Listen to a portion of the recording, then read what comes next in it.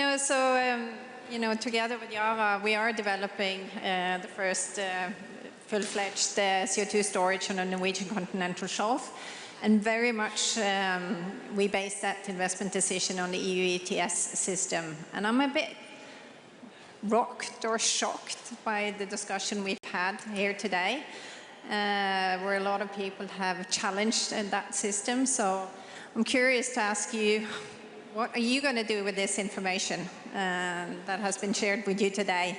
And how can we anticipate a predictable EU ETS system going forward? Yeah. So let me just say a couple of things.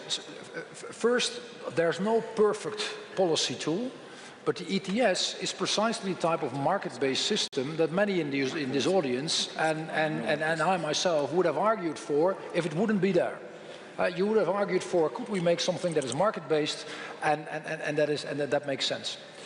And I think, I'm more than happy to have conversations on how we can make it better, but I think we do need to continue with it.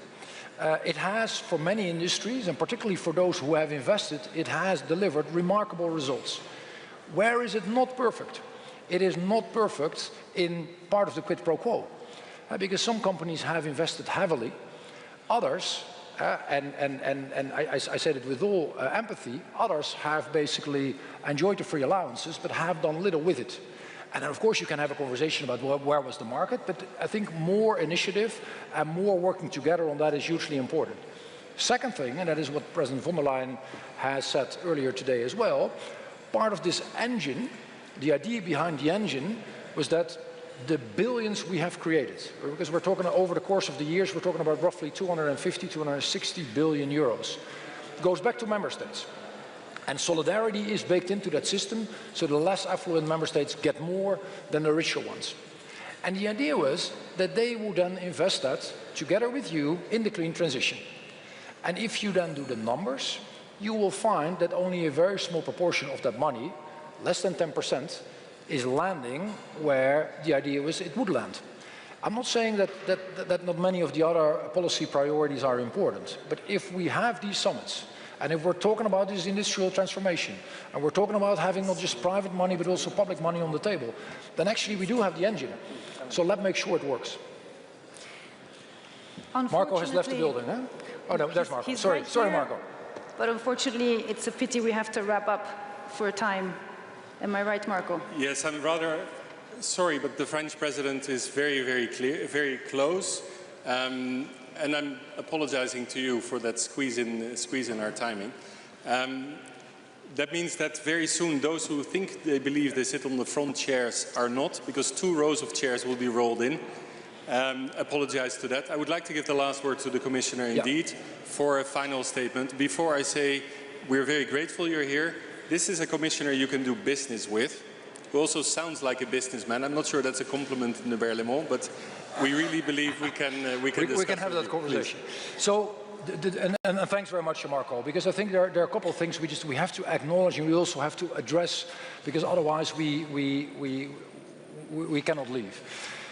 I was already clear about what in my view, we do need to do in the domain of fertilizers. That's hugely important that we work together there much more. There are at least 2 other domains, but I don't want to exclude anyone, so if you feel that we should follow up, the door is always open. But there are 2 other areas where I think that is hugely important.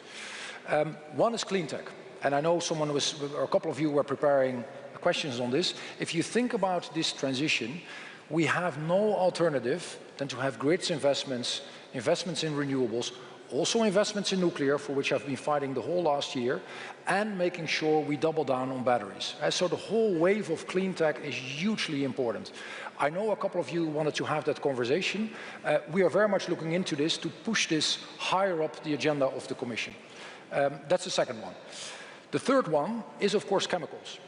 And I do think we need to have a conversation on facts. I do think we need to acknowledge the broader structural situation in the industry. And many of you know the industry much better than I do. Because there is the issue of asset age. There is the issue of energy prices, which are very high. There is the issue with which I'm having a constant but complicated dialogue with European finance ministers. We need to wrap up. Okay, and of course then there are discussions about what we can do together. Let's have that dialogue, let's work together on what type of an arrangement pushes up investments in Europe as of today. Thank you very much and very much looking forward to the rest of the conversation. Thank you. Can I get the chairs in? Huh? Dankjewel. Was weer goed? Mogen wij zo'n sessie voor jou doen met meer instrumenten? Maar Ja. Nee, laten we dat doen. Dat lijkt mij hartstikke. En laten we even ga je dit volgende?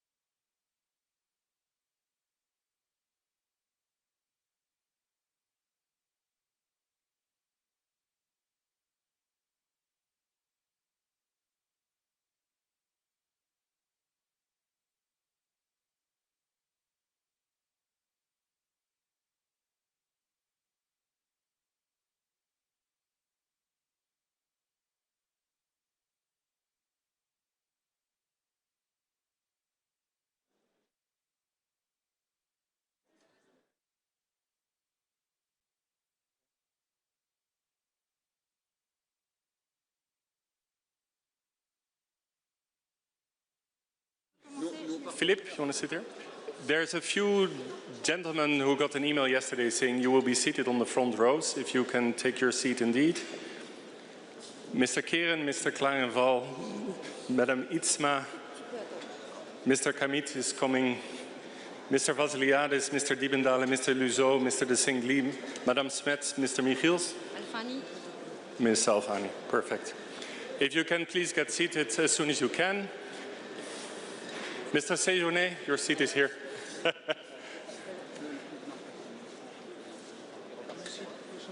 Non, il est invité à une discussion avec Madame Cadry. Go sit, no worries. C'est Madame Ja. Cadry. Super. Pak een stoel daarachter. Ja. Sorry, I don't speak. The second row is for the French delegation. Yes, so you can sit. Sorry.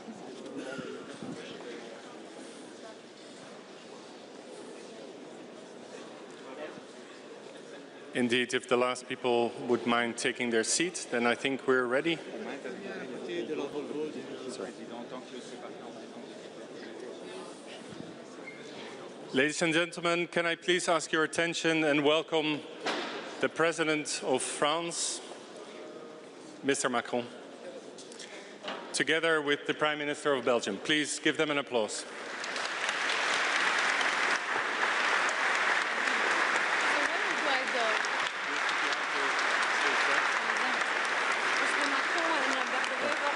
Yeah.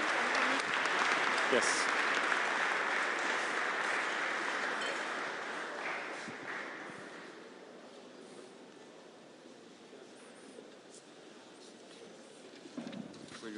Yep.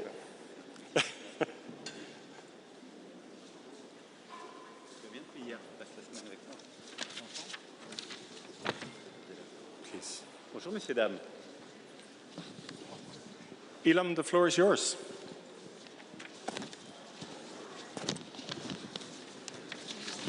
Front row.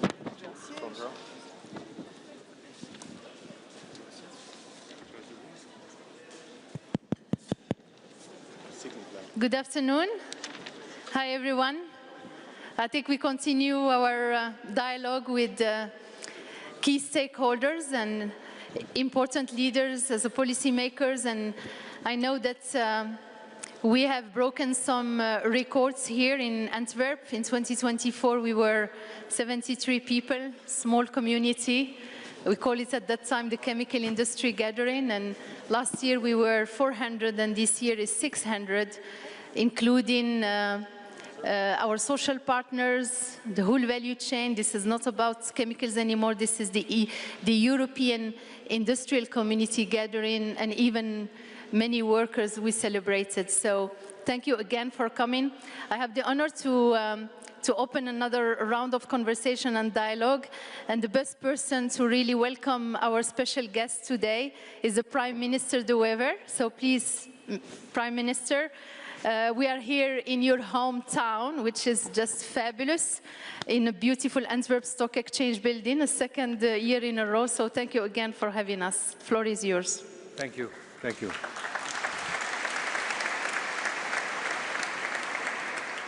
Ladies and gentlemen, rebonjour. Monsieur le Président, it's a bit unnatural to speak English to you, but it's the language we have chosen, so I'm honored to welcome you here in Antwerp, home to Europe's largest integrated maritime industrial cluster and the world's second largest petrochemical cluster. It's a key engine for many of this continent's industrial value chains. Antwerp is also a major gateway to France, to Germany, and the vast European hinterland. And this has made Antwerp important as a city and as a port throughout history.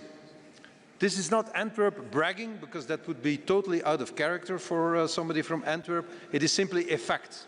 And it is a fact that many great empires have coveted our strategic location. A famous 19th century French general, who became later the emperor, is even claimed to have described Antwerp's port as a pistolet braqué sur le cœur d'Angleterre, a pistol pointed at the heart of England. This references to our strategic importance. Dear friends, today there is a pistol pointed at the heart of Europe, at the heart of our industry and at our competitiveness. Almost nowhere in Europe this issue is more apparent than here in Antwerp. The Antwerp industrial cluster is a barometer of the European economy. We are the canary in the coal mine. And right now, our indicators are flashing deep red. Investments are being shelved due to high energy prices and cumbersome, lengthy permitting procedures. Business models are under severe pressure from predatory commercial practices by third countries. And when I say third countries, we all know I'm talking about China. This is why the European industry has called for this convention, these États généraux, as they would have been called during the Ancien Régime, as a distress signal and as a clear appeal to Europe's decision makers. The time to act is now, or rather tomorrow, when European leaders come together to debate on the future of Europe's competitiveness in Aldenbiesen. Your presence here, Monsieur le Président, sends an important message.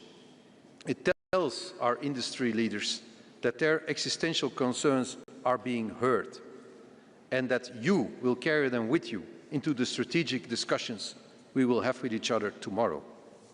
Sometimes years pass while Europe makes little progress. I believe now is the time to prove that we can also achieve great progress in the span of months. Now is the time to work together. Now is the time for a turning point, un tournant décisif. Our industry, our economy and our prosperity depend on it. Monsieur le Président, we look forward to hearing your thoughts. Je vous remercie. Thank you. Thank you, Prime Minister De Wever.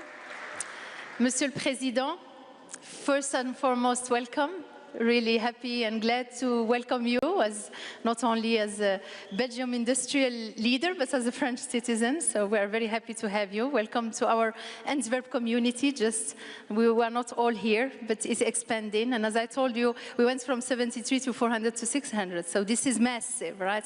This is really the industry. And this is, by the way, people, and I read the press this morning, this is not a political event. I truly believe this is an industrial event, talking to politicians and policymakers, because we cannot do it alone and without the dialogue. So the first Antwerp Declaration, I remember it in 2024, was a call for action, le cri du cœur, right? And we could see it coming. The second year, last year, was more of, we received the clean industrial deal, we had hopes, and we could see that things are progressing. Yet, you know, in between, there was Draghi reports and LETA and all of this. We didn't see much progress, and I give you a few data points because I know you are analytical and you like facts. 10% of the European industrial capacity, chemical capacity, has shut down, up to 10%. There are jobs, and I think Marcus, our leader and president of the Civic, said that 100,000 of jobs are at risk today, right? Number one. Number two, the energy prices and costs, you know them, didn't change much. The red tapes, I know there is a will. We didn't yet see the way how to get, rid of the red tapes and help the industry to accelerate its permitting, etc., and the burden. The Made to Europe, I know you are vocal and probably we're going to talk about it. We'll take it in the Q&A. What does it mean? How we're going to do it? Which strategic value chains? We didn't see yet a consensus. And we spent a few hours with Madam President Ursula von der Leyen, right? And she got a listing of proposals, initiatives. And I think what we heard as well, she cannot do it alone. She needs the parliaments and member states. And this is what is different in Antwerp today, is that we welcome you, right? We are welcoming Chancellor Merz after. So we want member states, we want the key stakeholders, and I know you are meeting tomorrow, to tell us how they are going to collectively support the industry. So without any further ado, Mr. President, the floor is yours. Welcome.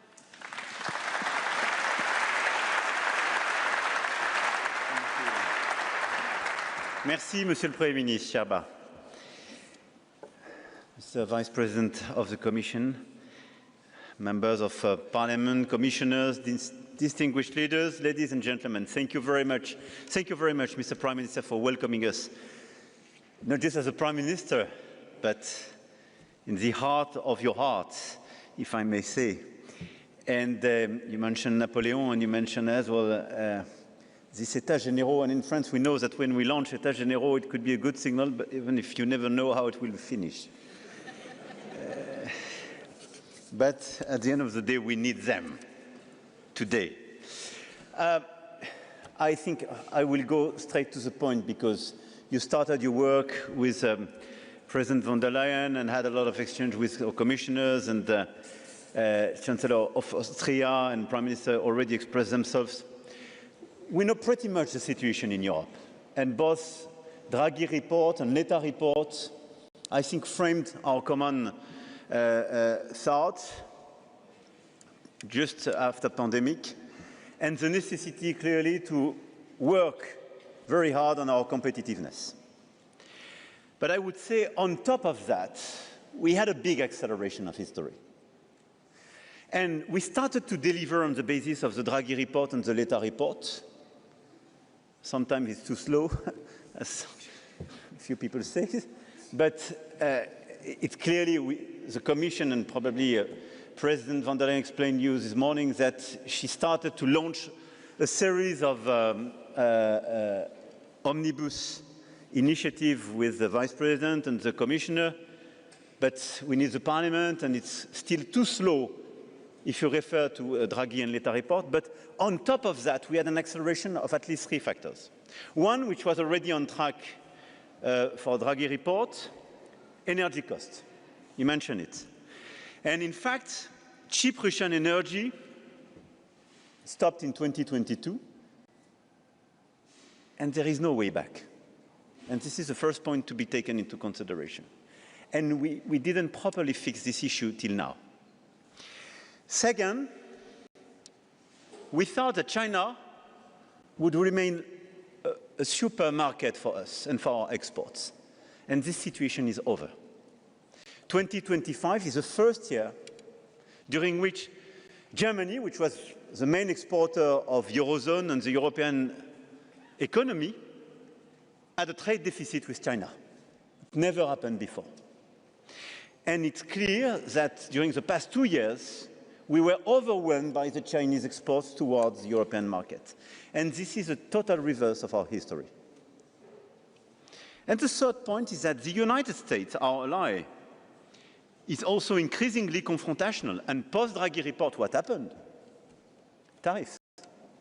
But not just tariff, a series of economic coercion mechanisms on pharma, on a lot of other topics, on Greenland, on the Board of Peace, a lot of threats, sector by sector. And of Russia as a permanent provider of low-cost energy, and of China as a main export market to make them our main competitor, and especially for car makers, especially for key sectors of our competitiveness. And third, having the US now putting tariff on our economy and coercion mechanism, this is a game changer. And this is why it's not just a transition. And none of this new factor will change on the short run. This is not a temporary shock. This is clearly a structural turning point. And we have several options. The first one is to wait, or to remain quite slow, to make incremental change, and to do what we've done during the past decades. The consequence of this option would be slow decline. The second one is to try to compromise with those who are trying to kill our economy, what I call the happy vassalization. I'm not even sure it will be happy. Another one is a wake-up, but with a clear acceleration, and we need a new scale and new speed in our approach in order to stop with the fragmentation, the weakening, and probably the humiliation of Europe. And this way forward, which is, according to me, the only one we could defend and advocate, is to make Europe an independent power. Not just being a single market, but an economic power, meaning protecting our producer, defending our producer, and deciding to protect as well our own markets, and building our strategic independence. If Europe wants to remain an industrial power, we must preserve your key sectors. Obviously, chemistry, which is the industry of the industry, but all the sectors you gathered in this room, in this booth. And because if we lose our capacity to produce critical molecules, these key elements of our economy, we will totally lose our capacity to have our own defense capabilities, our pharmaceutical supply, our agriculture, or to deliver our own green transition. This is why I really consider that your Antwerp declaration in 2024 marked a turning point, but this is why I really believe we have to deliver a new agenda. And for me, this agenda is based on 4 pillars. The 2 first ones, I would say, are largely shared. Simplification and deepening of the single market, the first one. And clearly, this is all about implementation and speed. The second one is diversification of our trade partnerships and de-risking, remaining necessary. The third one is protection and European preference. And the fourth one is massive investment and innovation. And we need 4 of them if we want to be credible and deliver an holistic approach for our European industry. First, simplification. What we need is a stronger single market. And thinking at scale, I would say. The single market at 450 million consumers must become Europe's primary instrument of power, resilience, and competitiveness. This requires a change of mindset from fragmentation to scale, from national reflexes to European ambition. So we have an agenda in order to deliver this improvement of the single market, and I don't want to be too detailed, but I just want to flag one or two sectors. And obviously the first one is energy. When we built the single market, we decided not to make a single market on energy, telco, and finance. I mean, for relevant reasons at the time. It was 40 years ago. But on energy, clearly today, this is a weakness. Energy is the backbone of European industry, and you mentioned the impact of the post-2022 situation. And let's be honest, Europe cannot defend ambitious climate objectives while allowing its industrial base to disappear. High energy prices, combined with carbon costs, are accelerating deindustrialization and not decarbonization. So we must therefore act on several fronts. First, energy prices. We must deliver a genuine energy union, capable of providing stable, predictable and competitive energy to industry. This means massive investment in energy grids and interconnections, long-term contracts, and I would say, in fact, what we have to build, it's very simple.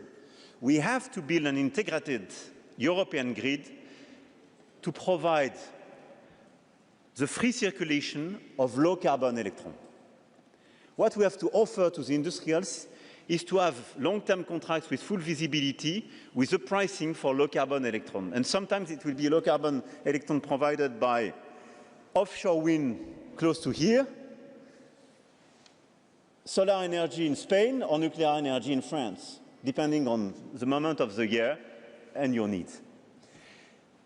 What we have to fix is the fragmentation of our market by building this infrastructure and a single regulation and integration of our national grids and regulation.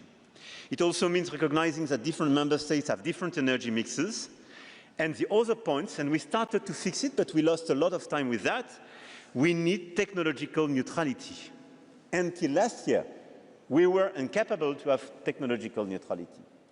And as long as we differentiated renewable, nuclear, and so on, it was a stupidity. Because what we need is to provide on our soil low-carbon, pilotable energy. So tech neutrality, integration of our grids, and clearly integration of a common energy market. In this regard, France has clear advantage due to our model and the existing model with the nuclear energy and so on. But we need the interconnections, and we want to step up at the European scale. This is a very important answer. This is a structural one. But let's be honest, we have to accelerate and do our best. But it will not fix your situation in 6 months' time. The second approach is with CBAM. The Carbon Border Adjustment Mechanism is a necessary tool, but only if it works in practice. And when we enforce it, it's a super important instrument. Because it's clearly what we advocated. It's a mirror clause. I was yesterday with ArcelorMittal facility in Dunkirk. CBAM is the only way to prevent circumvention and not to create new vulnerabilities. And because we have CBAM for steel, they decided to invest in Europe. Without CBAM, it's over. No chance to preserve our steel industry without implementing CBAM.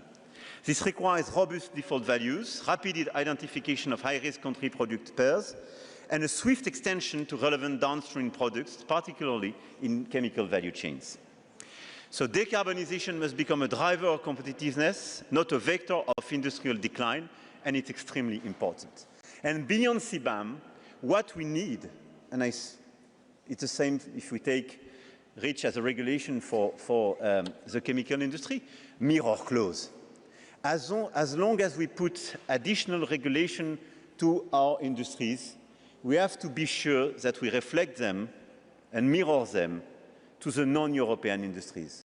Otherwise, we have to kill our regulation to our own players, because it's just meaning that our over-regulation, our decarbonization strategy is the killer for our industry. I want to insist on one point in this regard: predictability. And this is absolutely key for our industrial partners. You need stable and predictable regulation. Shall we look at the emissions trading system mechanism?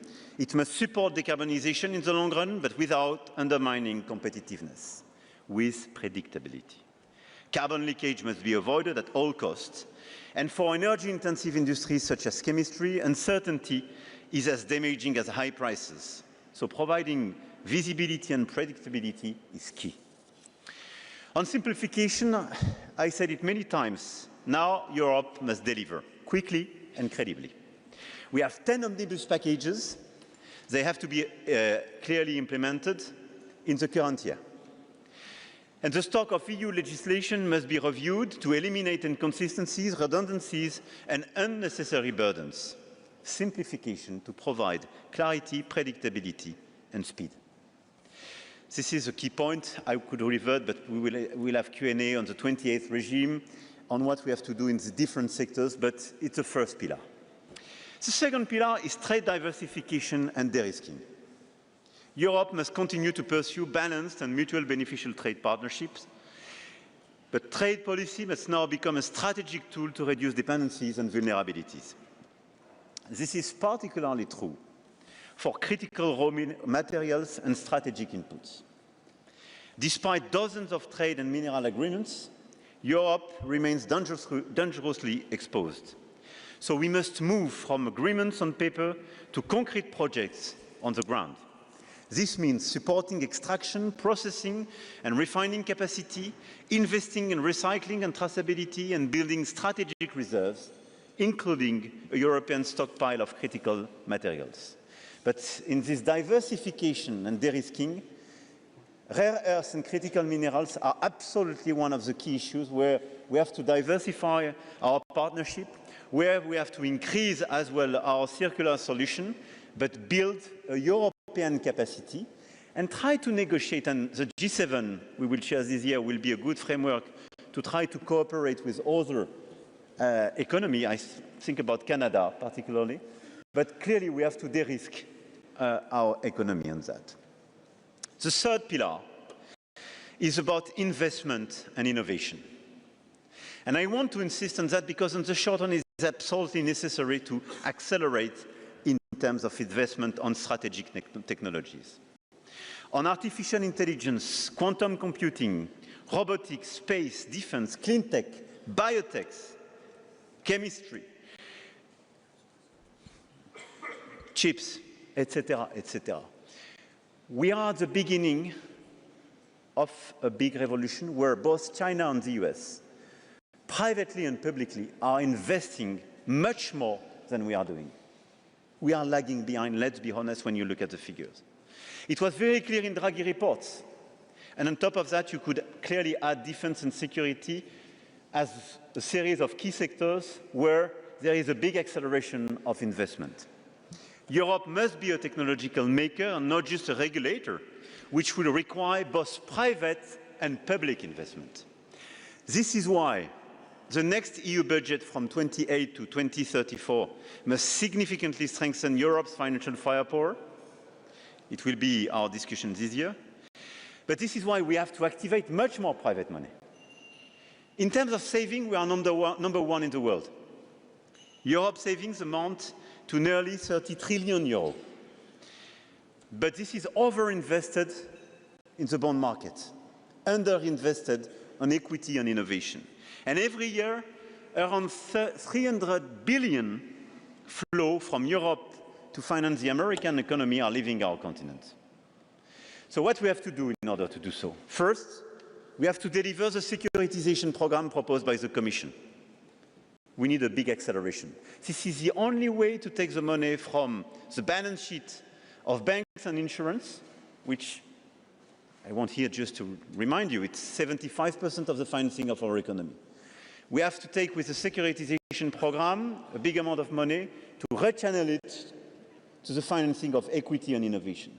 Second, acceleration of the capital market union. It's a game changer. And we have to accelerate this year, and for me 26 is the year where we have to finalize all the text. If we do the same as what we did with the banking union, we have no chance to be credible. It took us 10 years not even to finish the job. 26, we have to finalize the job, and at the middle of this year, if we don't progress, we should consider to do it with a few member states, and clearly to have enhanced cooperation if we are unable to deliver at 27. But on top of that, we have to invest much more public money. Our budget, obviously, but this is why I propose to make Eurobond for the future. Why? Because nobody wants to put more money from the national scale to increase the European budget. There is no room to increase the European budget with additional taxes. And if I say we will increase the ETS1 or ETS2, I don't think I will be consistent with my former points. So it's not a good room to maneuver. We have no space. So the only way to increase the common budget is to make common issuance on the market. And guess what? We are under-leveraged at the aggregated level. Kristalina Georgieva came and pitched in front of the European Commission. If you look, both China and the US, they have much more leverage than the Europeans. We have to fix our own national situation in terms of public finance, because it's how to deal with our social model. This is a national issue. But at the European level, we have to invest for our future and for our industry. If we want to have the right level of investment on space, defense and security, clean tech, AI and quantum, and to transform the productivity and competitiveness, the only way is to have common issuance of debt. Because we are under-leveraged and because there is a clear demand on the market for new paper. All the big pockets of this world want to diversify their portfolio from the dollar. And they are looking for safe and liquid assets. And a common euro debt is a very good, a very safe, but not a sufficiently liquid asset today. So we have to remember progressively the several issues we made in the past few years, ESM, safe programs, what we did during the COVID time with the first emission. So we need a European treasury to have just one common basket for this emission and more depth and more consistency. But we have clearly the ability to issue common debt to finance this common investment. It's not financing the past mistakes, but it's financing our future. Why? Because if we are not able to be in the race with the US and China in the coming 5 years, we have no chance to deliver our agenda.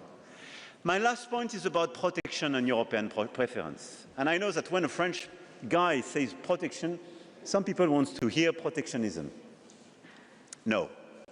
I mean, it's not my political DNA. I don't believe in protectionism. But I don't believe in such a naive continent where we are the only one in this world not to protect the local producers. Go to China. No chance one of you has even the equal opportunities with a Chinese player. Go to the US. On the North American market, no chance that none of you has the same chance as a local producer. They have local preference. They have local content being secured in a lot of sectors. Sometimes they even impose you to have a local partner in your JVs. Look at Europe. So many times we invest and finance non-European solutions. We are crazy. Literally.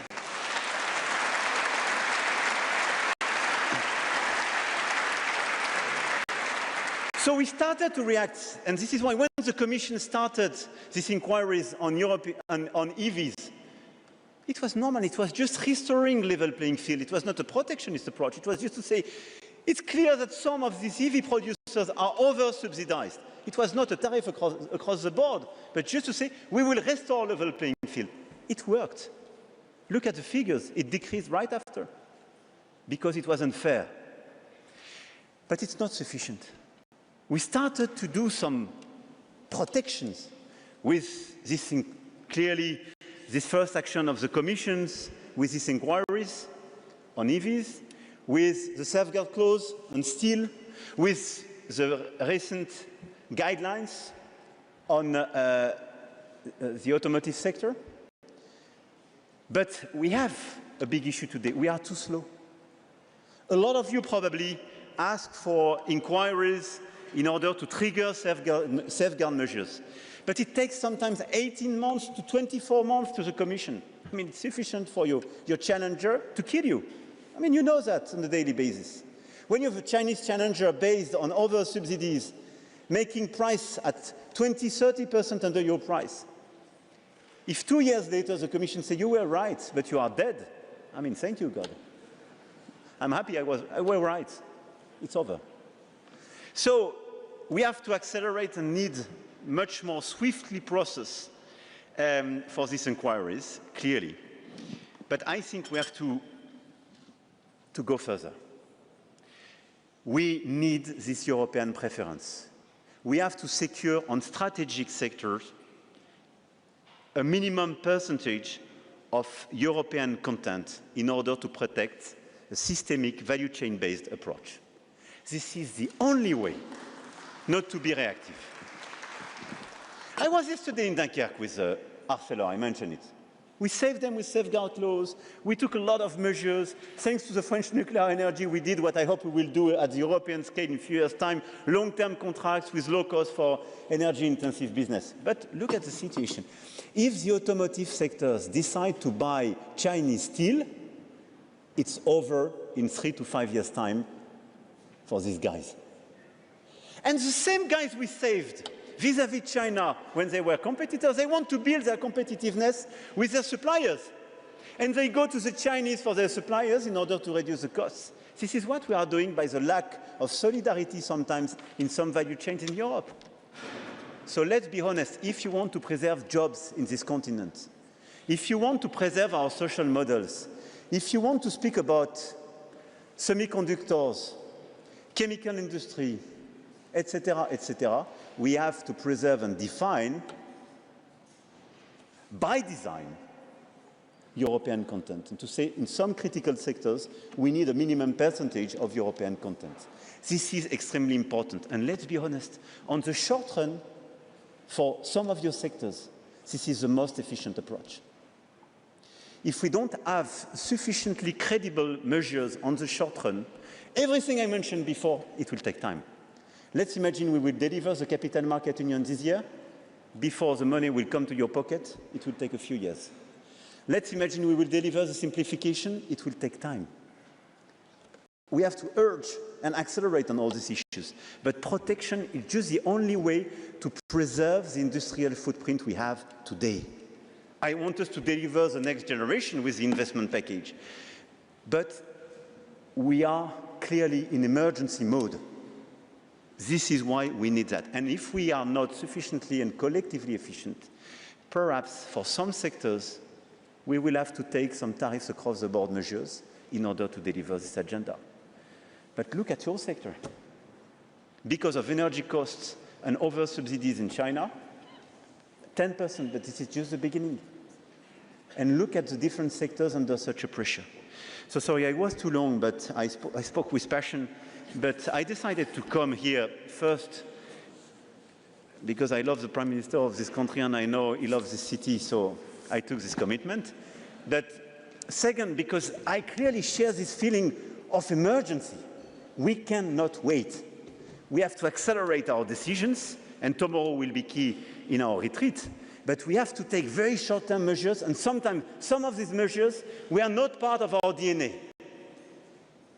But we are living totally different new times. So we have to accept to deliver some critical measures, not very familiar with the classical European toolkit, because we are living different times. Emergency mode. So let's move and let's act. Thank you for your attention. Thank you very much.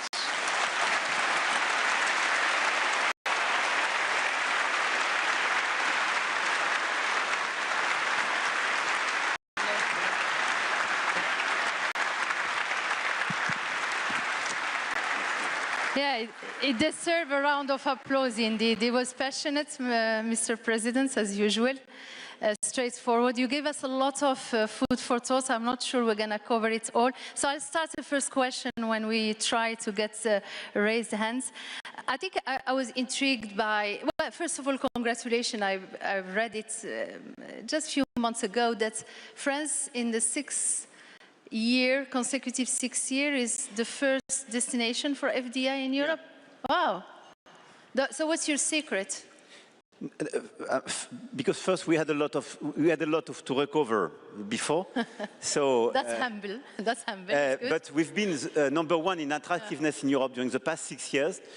I mean, it was based on first labor market reforms, attractive package with a flat tax, and we designed a very simple approach in order to accelerate investment. So we were non-competitive in terms of taxation on capital. So we just put ourselves, I would say, on the average on the Europe with something very simple on the flat tax in 2017. Second, we were non-competitive on labor costs and labor regulations, so we fixed it. And third, we identified the fact that on top of regulations and taxes, simplicity and acceleration was key. So we designed a series of processes where we accelerate, and we have a tailor-made approach for the foreign investors. So this is how we attracted in several sectors, and we started to reindustrialize the country. I have to say that France desindustrialized much more than Germany, Italy, or others 20 years ago and 15 years ago. So we are recovering because we are at a different point in the cycle, so we have to be humble. And this is why we are as well, we are clearly suffering less on the short run of the effect I just mentioned, because we were less exposed, because we were less good 15 or 20 years ago. But we are all in total solidarity, because if you kill the chemical sector in Germany or North Italy or Austria, it's bad for everybody. So this is how we build this attractiveness strategy. And this is how, probably something which is consistent with what I mentioned with protection. I think what we have to do is to convince some of our key challengers not to sell just their products, but to come to invest in Europe. And I think this is a game changer. And this is what we started to do with the US, to say, we don't want just to buy your solutions, but we want you, for instance, to build here your solutions, your data centers, your computing capacities. So we had 109 billion commitments last year. And to the Chinese as well, to say, we want tech transfer and investment, because on some competences, you are super good. Yeah. But if we have, and if we deliver this European preference and this European content, this is extremely attractive, because you can go to the China and to say, if you come to Europe, you are part of the European landscape. So you will be eligible to this European preference. Come, invest, and make the tech transfer, because we need it. So it's not, it's how you can articulate attractiveness and protection. And indeed, you are doing it in Europe, attracting Chinese. I mean, before we open the floor, maybe Marco, when you speak about the EU, the single market, the ambition to unify, etc., and when we hear the Commission, they said, well, often we do omnibuses, for example, like for chemicals, we go hours, but when it goes to Parliament, it's not voted. There may be one voice out of the 27 who may block the 26 or the 10. That's number one. So, and when we meet CEOs and industrial leaders, we just wonder, are you going to have this Greenland moment, I will call it, in Davos, where we felt Europe is behind something, right? Because it's as important, right? And what's going on. We are deindustrializing the Europe. So what does it take for you guys tomorrow to agree, and if there are disagreements, to prioritize and level it and say, this is good for Europe? And there may be people not satisfied, but in a way, it's not a democracy. First, I think tomorrow we will agree on that. The difficulty is not one or two member states around the table blocking the others. It's much more in the discussion with the parliament, with sensitivities and political groups, and the fact that it takes time. So I think it's totally doable if we manage to share and convey this feeling of emergency. And as you know, I'm a big fan of our Europe and European Union, and a big fan to change it. But I think we can be reasonably and seriously optimistic, because when I look at the past 15 years, we did very bad during the financial crisis. Why? Because we remained divided between North and South, and we were super slow. And it took us 5 to 8 years to fix the financial crisis, when the US, which triggered, by the way, this financial crisis, fixed it in 1 year, max. It killed a lot of growth and opportunities for our continent. But on the other side, if you take COVID and war in Ukraine, we were extremely fast, and we fixed the situation very rapidly. March 2020, beginning of the COVID pandemic.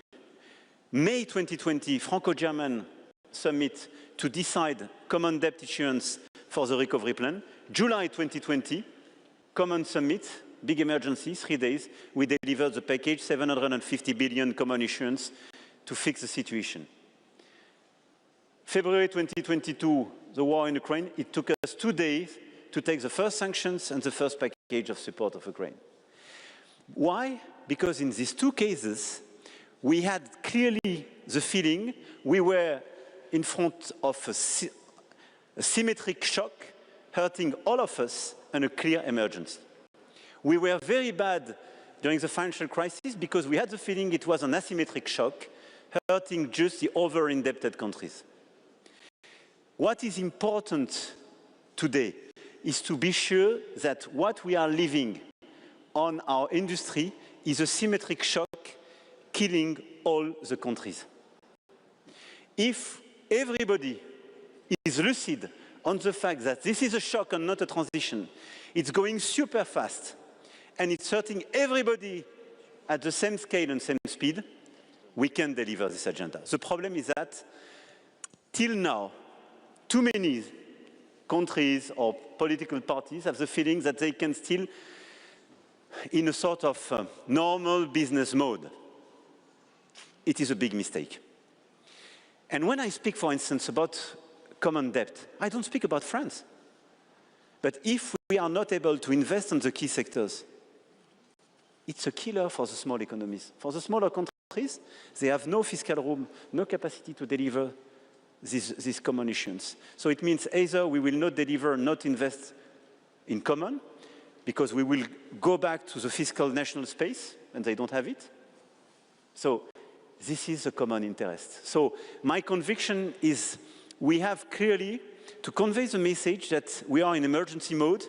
This is a symmetric shock for all the economies, and we are close to be too late. So now, action mode. Yeah, and count on us to give you all the data to show you that the industry, absolutely. So on the omnibus, to make it short, I think all the omnibus package being prepared, plus the Industrial Accelerator Act, which is to be issued in the days to come, next week, okay, as the Vice President says it, I think we have clearly to reshape the agenda and deliver in the weeks and months to come.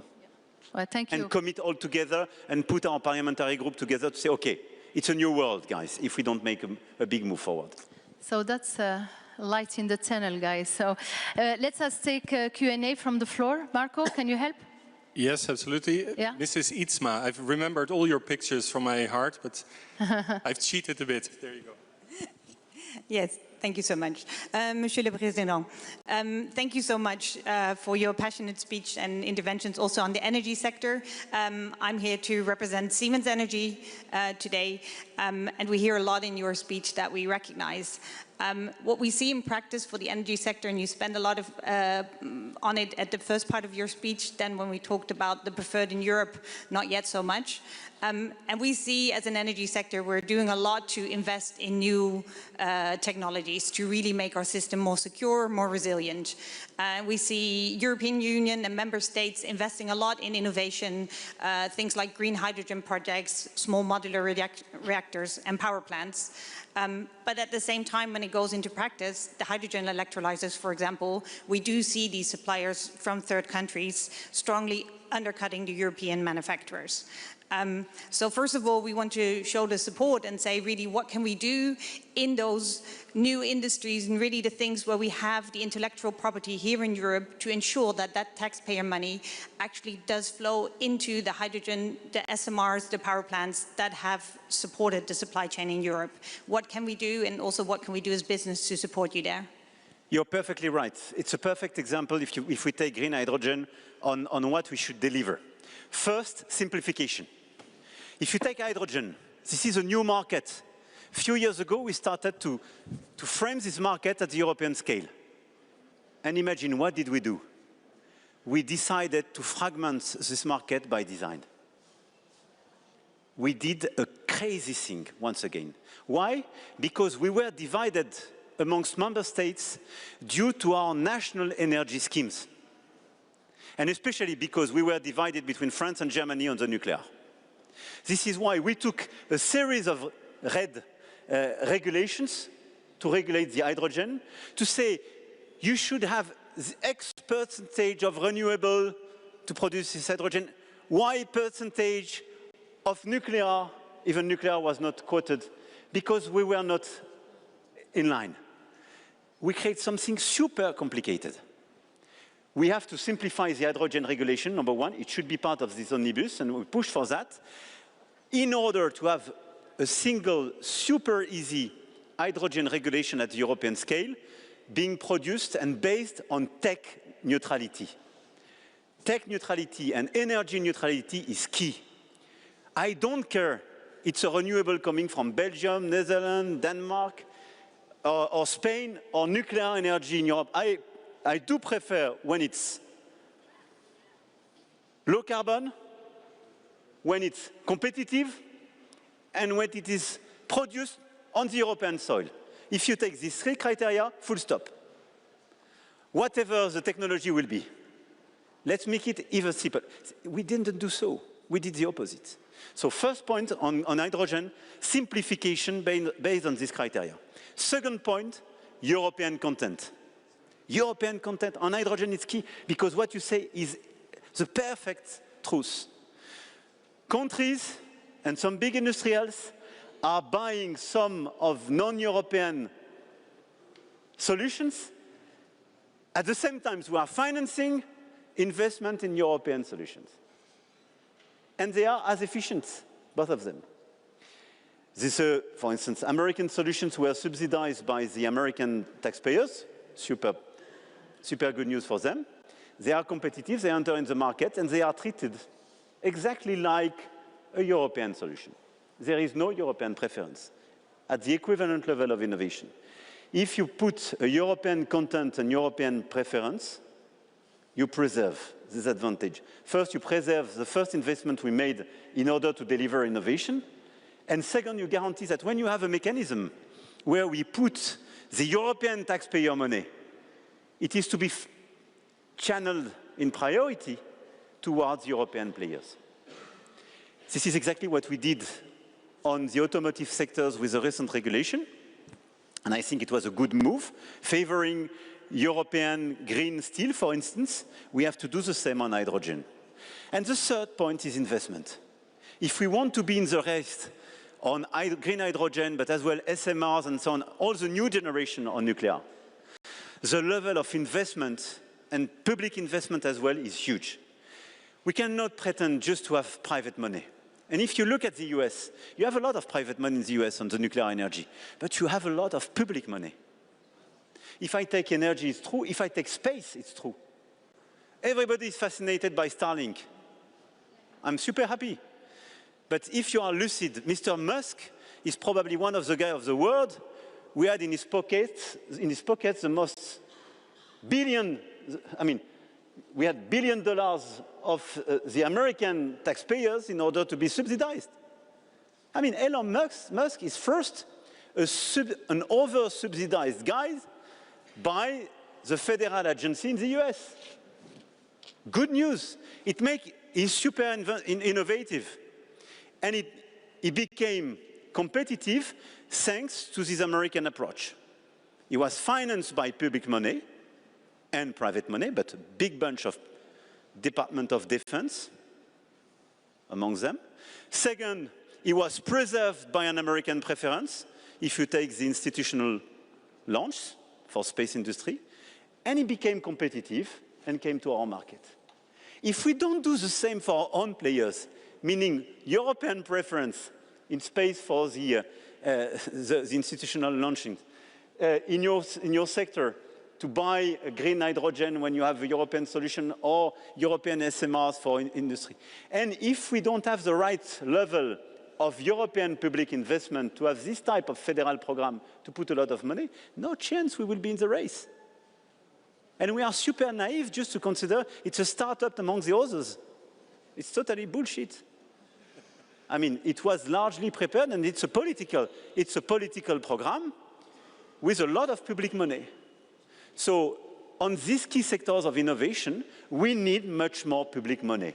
This is why we need, I think, these common issuance, because today we are not equipped to do so in order to invest in your sector. Energy is one of these drivers. So simplification on green hydrogen and other key points to go faster and be tech neutral.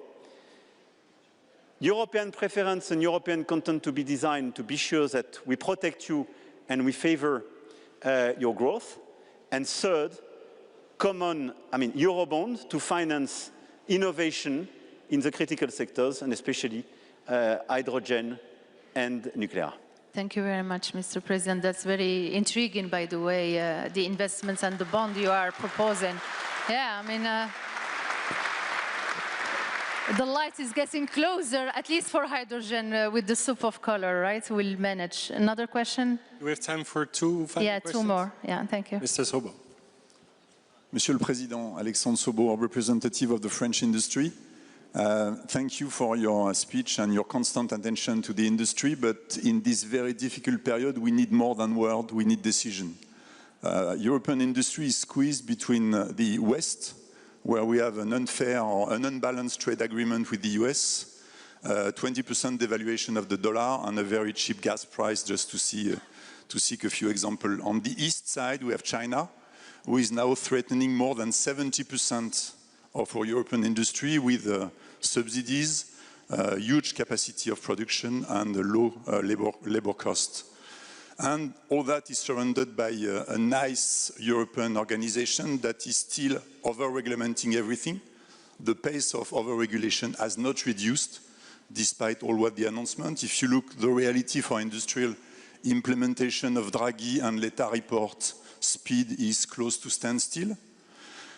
2 years ago, omnibus were announced. I know that all the industrial went on board of the omnibus, hoping for simplification of our life, even knowing that an omnibus is not the fastest train that exists.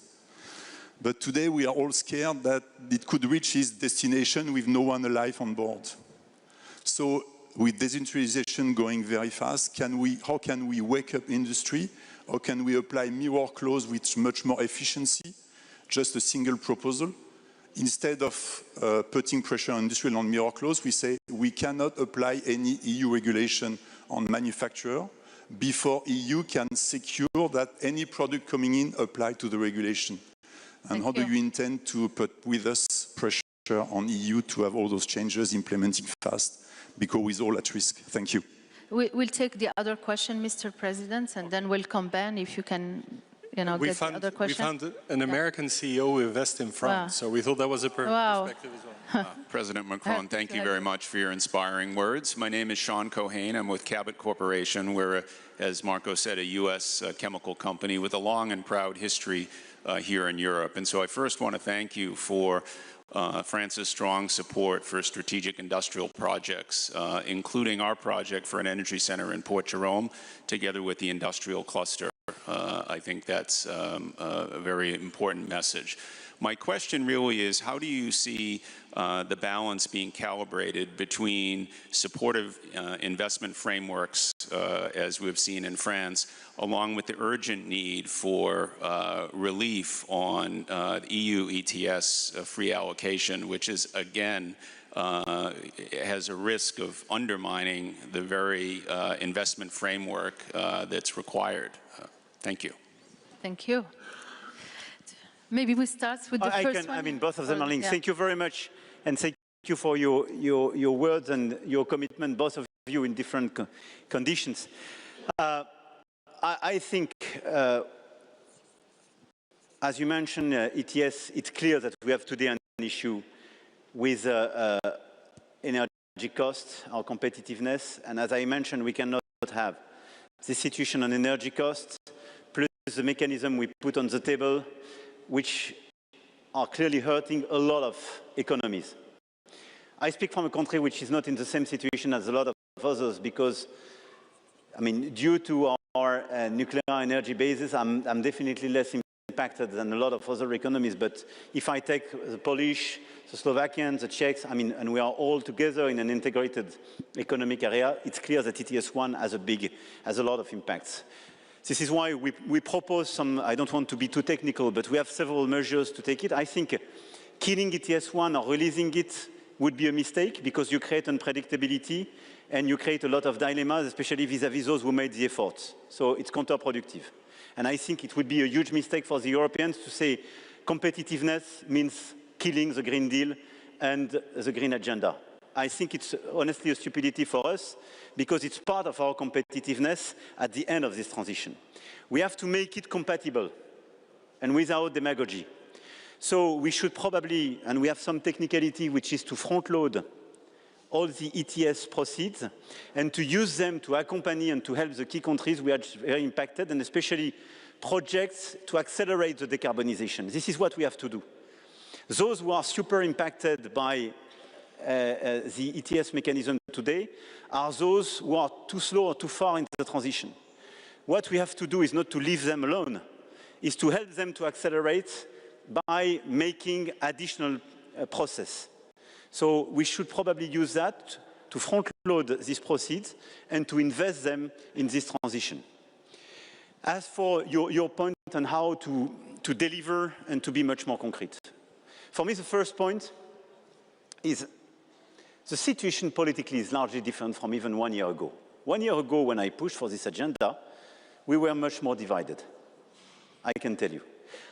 I think we have today much more consensus on European preference. I mean, Ursula von der Leyen backed this agenda a few days ago, probably she reiterated today. So I think we are progressing in the level of consensus of some of these measures. But to be very concrete, for me, I will tell and share with my colleagues tomorrow, but we have 6 months. If by end of June, on the dozen of omnibus, plus capital market union, we didn't deliver, we have to make a big stop and build enhanced cooperation. We have to change the method. It means that this method doesn't work.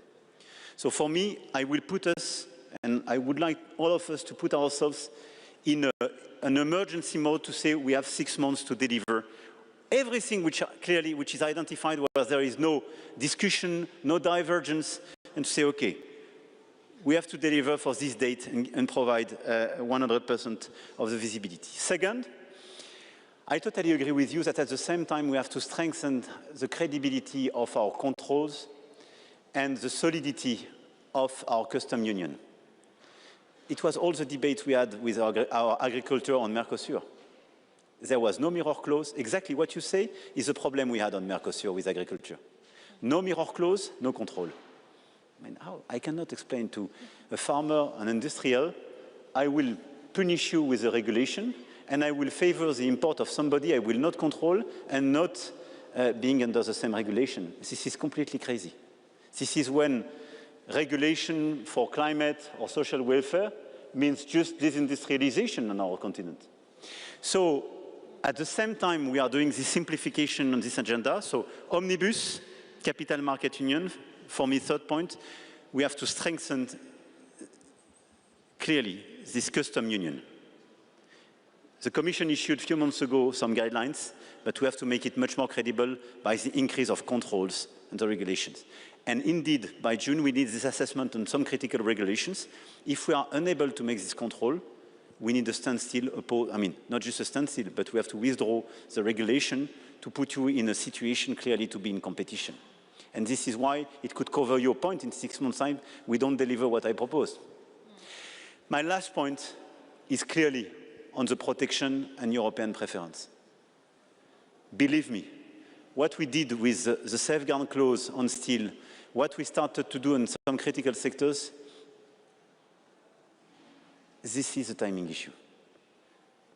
And on some critical sectors, this European content, sometimes perhaps tariffs or super speed inquiry, this is the top priority.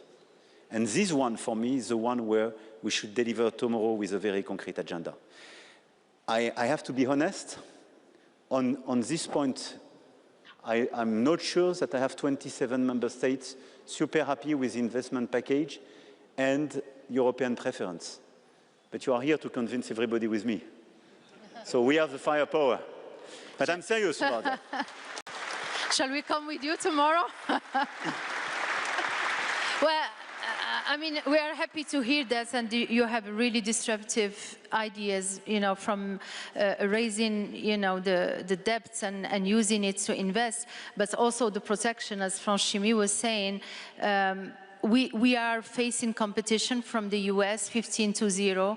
China, not only with dirty products, they moved from imitation to innovation. They are investing in the best available technologies like EV or electrification.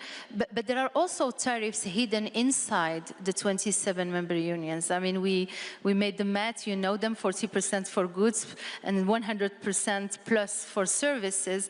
So I hope that the single market dream of Delors is going to become a reality at one point of time and tap into the 450 million consumers you talked about, Mr. President.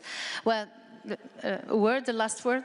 No, I think for me these 4 pillars are to be addressed as rapidly as we can. And one of the issue of the days and weeks to come is clearly to deliver this big acceleration. And clearly it's a question of life for some parts of our industry, and I'm extremely serious about that. But we have to be lucid as well on the fact that if we want to be serious on the deepening of the single market, even if we go super fast, it will take semesters and sometimes years. This is why we need super short-term measures. Reassessment of some regulations, acceleration on some simplifications, and acceleration on the European protection and some protection measures. Otherwise, we will be killed. So in the phasing, I would say, for me, simplification, protection is, super fast issues. Deepening of the single market is super important, but we know it will take a little bit more time. And investment is to be decided now, to be invested in the months to come and years to come, but it's not sufficient. But today, what is at stake, clearly, is that some part of the European industry could disappear in the semesters to come if we don't take the right measures in terms of simplification and protection. And the de-risking is not sufficient to do so. And the investment is as well a necessity. This is why I really believe, and I will leave you on this very simple message, we need an holistic approach, what I call the speed approach. Simplification, protection, investment, de-risking. The 4 pillars of speed are the one we need. But we have to speed up as well our approach. Because if we don't deliver in the 3 to 4 months to come, I take your point. I cannot come back to see you next year to say, guys, I have a good news. I'm convinced, I'm on your side, and so on. My credibility will be totally killed. And this is the last minute. So I'm lucid that we are in the same race with you, and we have to deliver this holistic agenda, this speed agenda with much more speed and much more scale. But you can't count on me. Thank you very much, Mr. President. I think we'll be with you tomorrow. You are our hope. Yeah, a round of applause for Mr. President. One point I want to add, because having said that, you can count on me. You can count on my colleagues. We will do our best. And tomorrow, for me, what's important is that we decide as well a big change in terms of method. Because the one we adopted during the past year didn't deliver sufficiently fast. But I don't want you to underestimate your strengths. We are still an extremely innovative continent. Your companies, in all the different sectors, and I recognize a lot of very familiar faces, I mean, you are best-in-class companies and innovators. And I don't want as well to have, I would say, too much negative narrative coming from the European side. We have to resist, we have to deliver our agenda, but we have to be super ambitious for ourselves and very positive for ourselves. Because we underestimate something we didn't discuss till now. We are, and we remain, a continent where rule of law, predictability remain valid. And look at the situation. China is an authoritarian regime. I mean, no offense, this is their collective choice. And US is becoming an unpredictable economy and governance for companies and sometimes for countries. At the middle of that, you have the European Union. And it remains a place where rule of law and predictability remains valid. I suggest you to pitch that for your investors. Because if we are able to fix what we are discussing on the short run, what I mentioned is an extremely important leverage for our future. Because this is our ability to remain an anchor geography for a lot of investors, because it means we are not hectic, we are not unpredictable. Sometimes, indeed, it takes time for us to fix some issues, but we are here, well-known and reliable. And when you want to be the garant in last resort of a system, it's much better to be in this position. And this is why I believe in my Eurobond. Because when you provide to the market safe and liquid asset and you are predictable, it's extremely attractive. And this is the right moment to do so. But don't underestimate that for yourself and for our continent. Thank you. Thank you. One more applause. Thank you so much. It's a pleasure.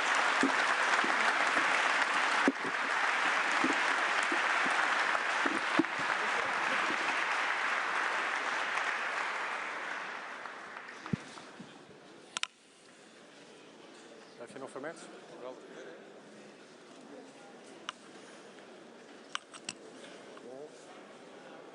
Gaan we ze van boven halen zodra die eruit is? Oké.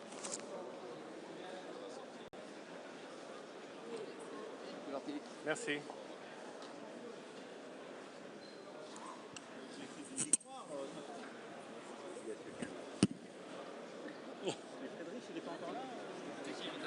Ah, il est où? Ah, okay.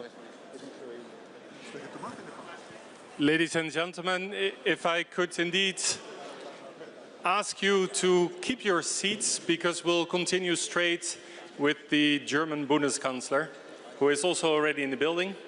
And those of you who had reserved seats with the Bundeskanzler, please come forward as well and take your seats.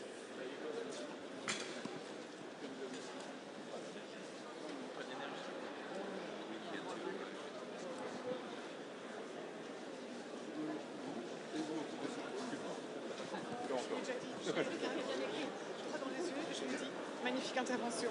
Il me dit, ah, j'ai essayé, j'ai fait de mon mieux. We try. Okay. You speak French or no? Vas-y. Macron said, and I told him, wonderful speech, and he said, oh yes, I will try. That's so... Bonjour. Bonjour. Okay. I gave him the question. Yeah, but Mr. you. Sobo should shorten. Attends, mais alors, tu prends cette bouteille, c'est celle.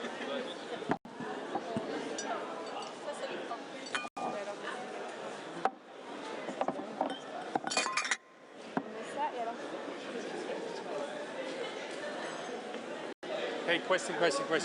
Are they coming elevator or stairs? I need to know. Through the elevator, so it's got to be the stairs. That is what I'm... Come on. Wil jij nog vooraan zitten bij Merks? Nee?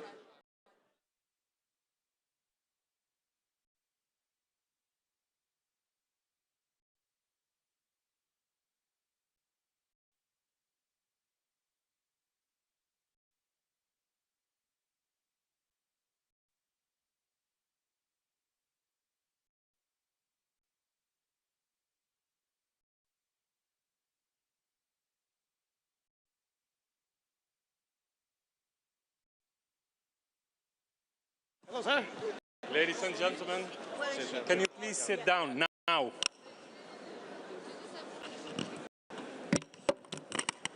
No, seriously. Not now, because Mr. Merz is coming.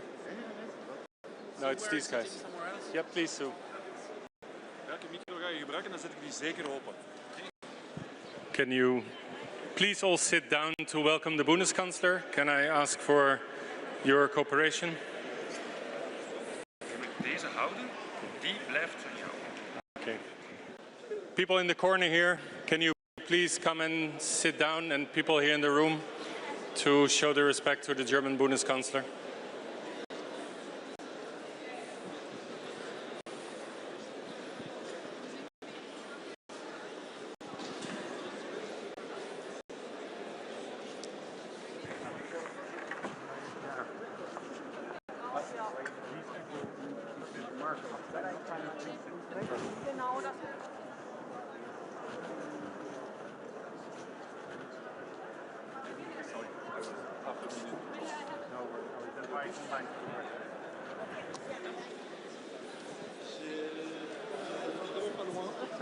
Sorry.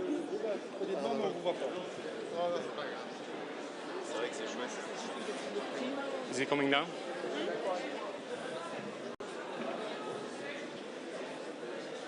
Make room. Guys, sorry Mathieu, you need to go. No more France, Germany.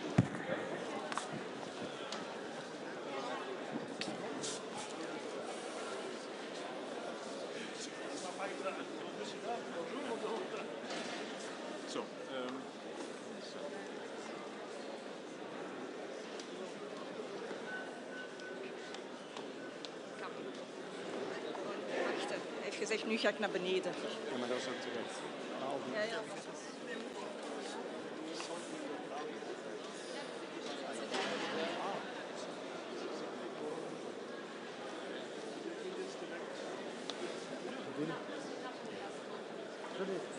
It's there.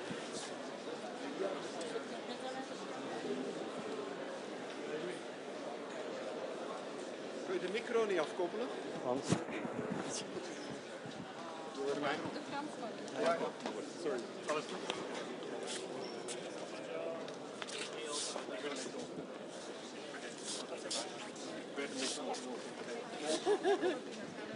Okay. Ladies and gentlemen, can I please ask you to sit down for the last time and welcome the Bundeskanzler of Germany, Mr. Merz, with a warm applause, please.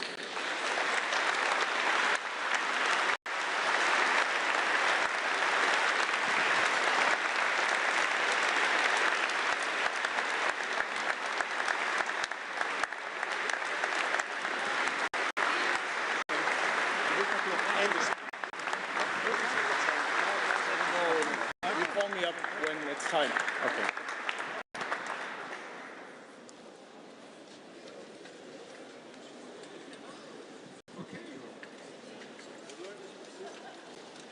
We are indeed coming to the end of a session of what has been a very busy day, but I'm extremely proud to also welcome the German Bundeskanzler, which for my companies in the chemical industry is someone we rely upon a lot.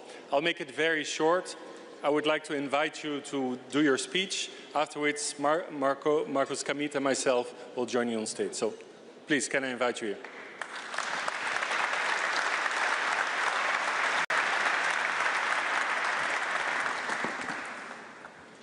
So, Mr. Kamit, ladies and gentlemen, first of all, many thanks for inviting me to this European Industry Summit in this famous and well-known building.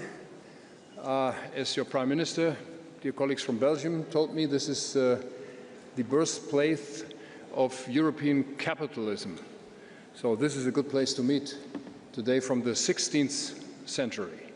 So many thanks for being with us today. Many thanks for this opportunity for me to speak and to give my view on what we are facing actually in the world. I can keep it very brief. We are living in a new geo-economic reality but it's even more than that. It's a new geopolitical reality. And once again, in our history, we have entered a time of new great power politics. So where in this new world of great powers will Europe end up?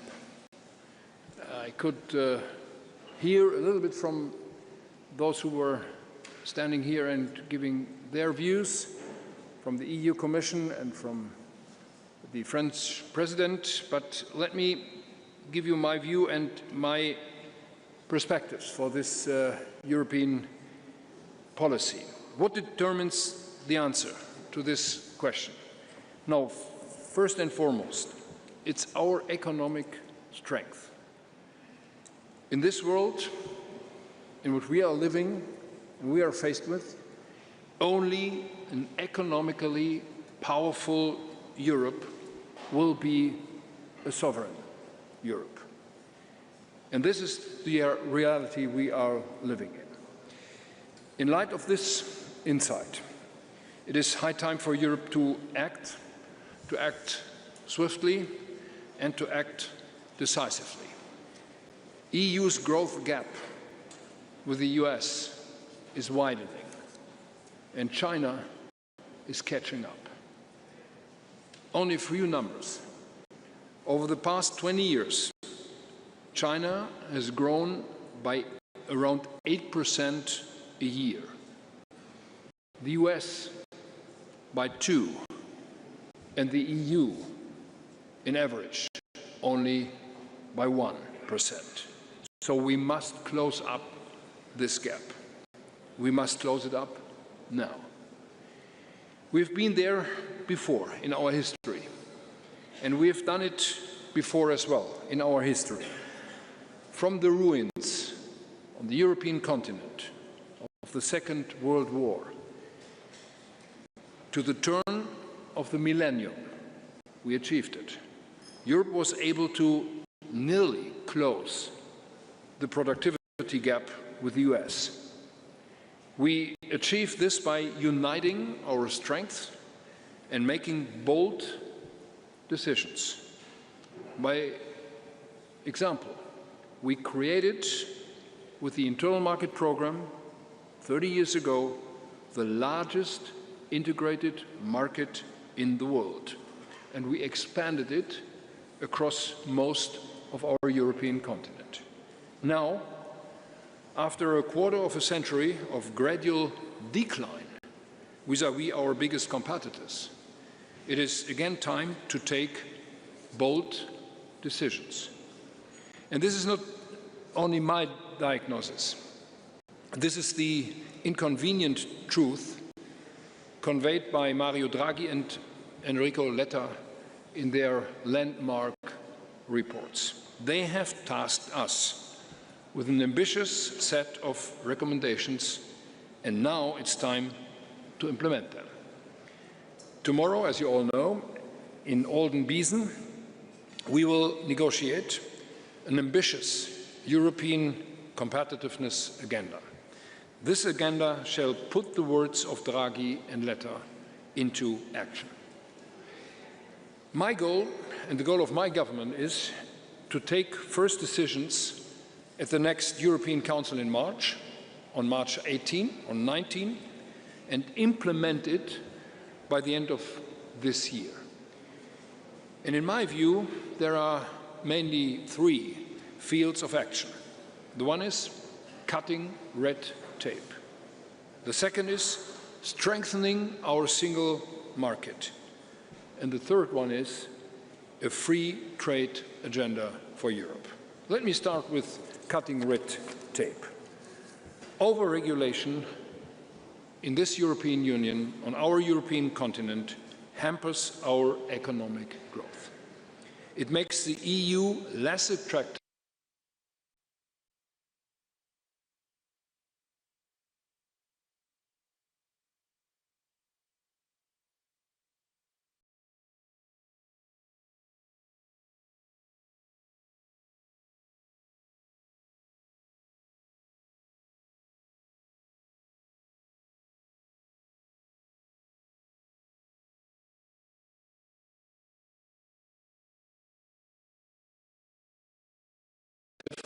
for investment, and therefore we call for a true deregulation mindset.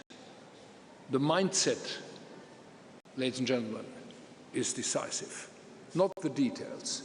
The mindset of the European Commission is decisive on that. We must deregulate every sector. And I call for a regulatory clean slate. Minor corrections to laws are not sufficient. We need to systematically review the whole set of existing EU legislation. We can and we will deliver, as we just shown, by significantly trimming back, at least trimming back, the CSDDD regulation. Yet we are still far too slow. China builds the world's largest solar farms within a few months. In the EU, it takes years just for the project to get approved. Therefore, I propose to implement a fundamental principle in most permitting processes. Any project that is not treated within a few weeks or months will be regarded approved automatically. This is what our companies and our citizens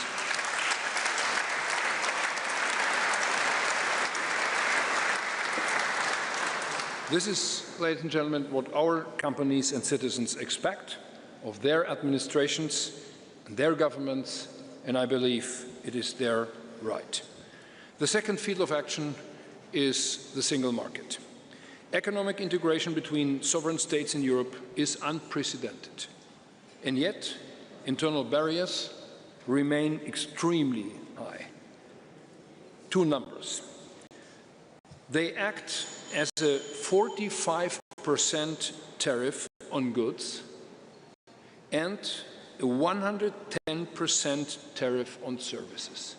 Numbers and figures from the Letta report, meaning goods and services cannot move as freely as they should within the European internal market. Also, trade within the single market has declined recently. I'm sure you and your companies feel this development already every day. We must now change course. 62% of business leaders consider the single market as fragmented. For example, we currently have 27 different national corporate regimes. Most of our larger companies have learned to cope with the complexity, but it definitely hinders growth in the most innovative sectors. Especially for them, we need one single European set of business rules. Therefore, I strongly support the creation of what we call a 28th regime. And tomorrow, when we will have our meeting as leaders, I will advocate that we set over ourselves the ambitious deadline to bring this idea to life by the end of the year. Now, ladies and gentlemen, let me give some examples more precisely where we are lagging behind. Industry needs affordable energy prices, as you all know. The best way to lower prices is to expand cross-border energy infrastructure, thus creating a genuine, well-connected internal energy market. We did that in Germany together with Denmark a couple of weeks ago when we created the first bilateral energy hub on the island of Bornholm, with interconnectors to both countries, to Denmark and to Germany, to create at least between these two countries what we are naming and calling a single European energy market. Second example, EU companies are falling behind at the AI race due to overly complex rules. We need to make those rules simpler, and we need to incentivize risk-taking. Companies, for example, should experiment much more with new technologies to build the business models of the future. This will lead to more innovation in digital. Last but not least, our merger rules are outdated. Europe doesn't need European champions. It needs global champions. Competition policy must take the new geopolitical reality into account. We need rules that allow European companies to reach eye level with their US and their Chinese peers. Now, the third and last field of action which I would like to mention is our trade policy. We all feel it. The world around us has become rough. Trade partners that we could rely on in the past, for years in the past, are building now walls around them.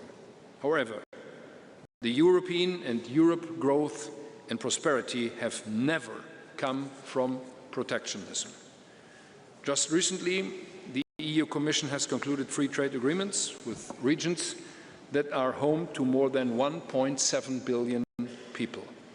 Where others turn away from the world, we Europeans must step in. But we must get there much quicker. It should never again take us 26 years to get a trade deal, as it did with Mercosur. The world will not wait for us.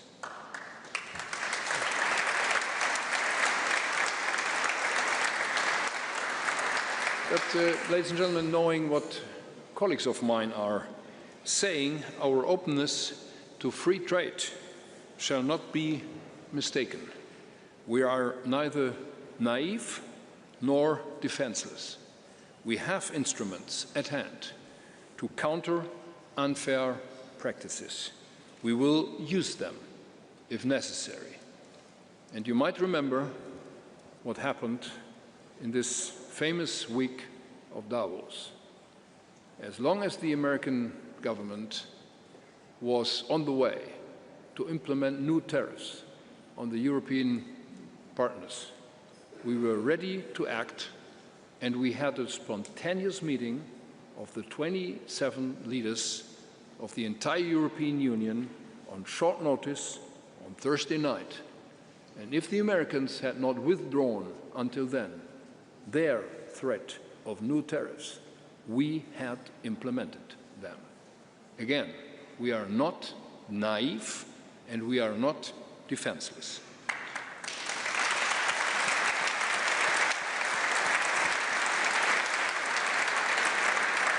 And now for one of the highly disputed issues. In addition to that, we should use European preference rules, but in a smart way.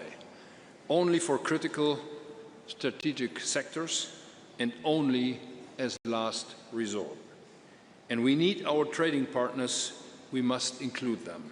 This is why I believe made in Europe might be too narrow. Let us push for a made with Europe approach instead. Now, ladies and gentlemen, be it cutting red tape, be it strengthening our single market or diversifying our trade, time to act is now. And now that these institutions in the European Union are not as fast as they should be, we are fighting against a machinery which is working and working and producing new regulation. I'm with my government and together with others, and I know my colleague Bart de Wever as one of the key persons there. We are decided to change that. It might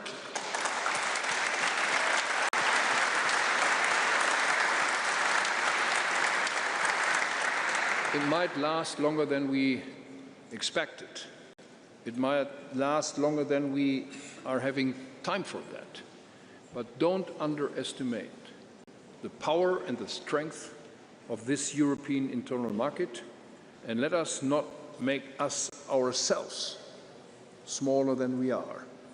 The world is looking at this European Union, and whenever you are traveling around the world, the European Union is seen much better and much more competitive than many of our business community are seeing this European Union. Let's be self-conscious, let's be bold, and let's move on with what we have already started to do. Many thanks for your attention.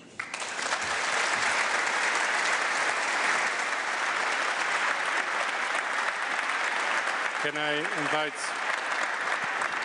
I please invite Markus Kamit to join the stage as well, our president of CEFIC and the CEO of BASF, and maybe indeed give Markus the opportunity to give a first reaction and a first question maybe.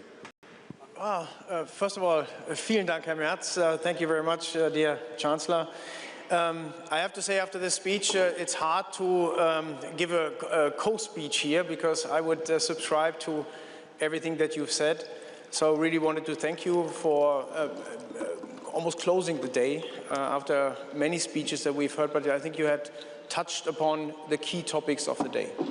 And let me also say that what we heard today is a strong belief that the European industry feels also, as you said, not naive, but also not defenseless. And we heard this many times in many forums today, that if we focus on our strengths and take away the burdens that we feel today in Europe, there's a lot we can do. And before we talk about protection and, let's say, look too much to the outside, we focus on Europe, focus our strength, and focus on re-establishing our strengths because we have them. And I think your strong words have really underlined this.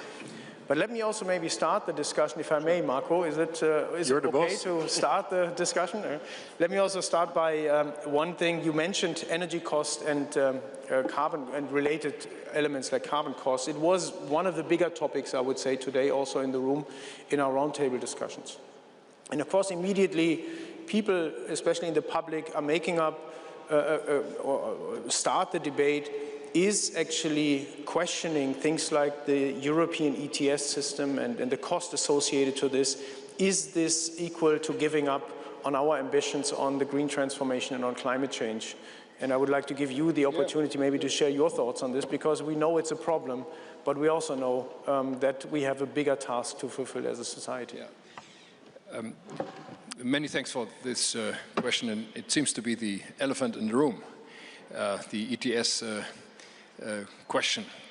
And Bart knows that. We are talking about that in the European Council already. We had some very strong comments from colleagues from the East, but also from Western parts of the European Union. My answer is quite simple. This system is not the system to generate new revenues. This system is implemented to reduce CO2 emissions and at the same time to enable the companies to come to CO2-free production lines. So if this is not achievable and if this is not the right instrument, we should be very open to revise it or at least to postpone it, as we did with ETS2 for consumers. But ETS1 is for you. And I remember that we had a brief debate on this early on, and I fully share your view. You don't need subsidies for CapEx. You need lower OpEx. So your production costs are too high. And if we are speaking in the European Union about competitiveness, we should avoid everything what is jeopardizing the competitiveness of our industry. I'm fully in line with all those who are saying we have to do more on climate change. I'm fully in line with all those who are saying we are looking for instruments, for the right instruments.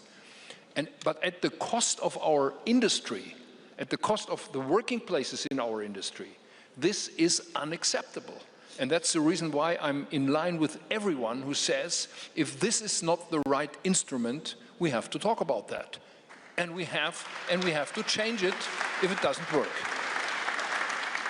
That's great, and I also want to give you the assurance that also from an industry perspective, I'm a firm believer that many of the solutions that are needed to fight climate change, to get to a net zero economy, are still going to be invented.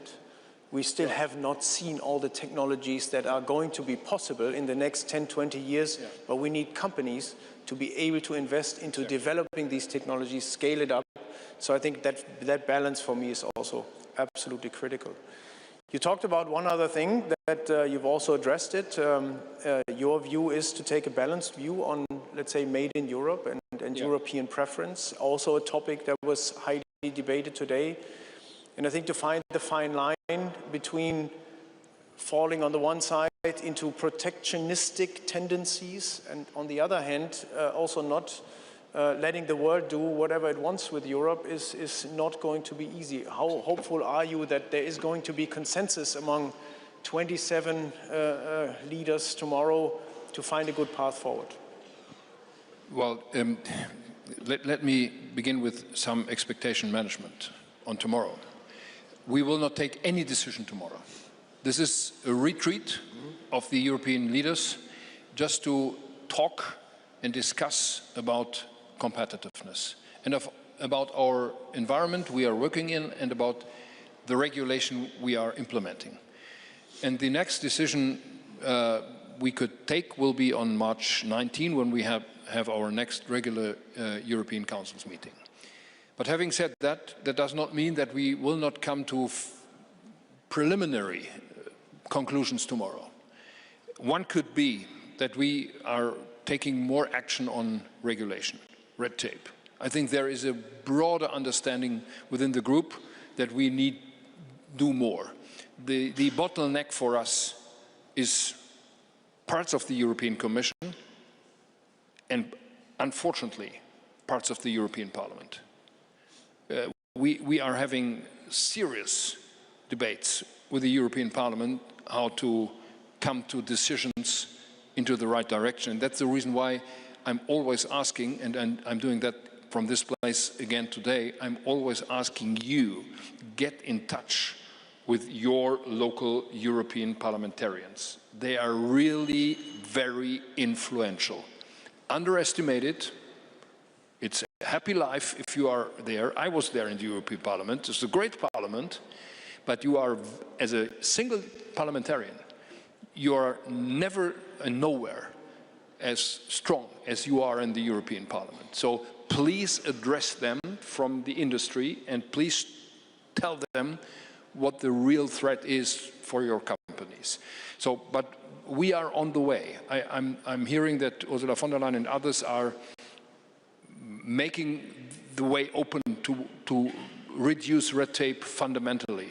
But we are, frankly, we are not there where we should be. And this is hard work, but we are doing that work because it's worthwhile to do that because this is really this over-regulated market in the European Union. I was there, and Bart knows that. I was in the European Parliament when the internal market program was made. This was not our idea to have this over-regulated market in the European Union. The former idea from the very beginning of the internal market program was a completely different one. So, and we could go back to that, what we did and thought in the early 90s when we implemented this internal market program, and we should be again an open market with not this regulation we are actually seeing. So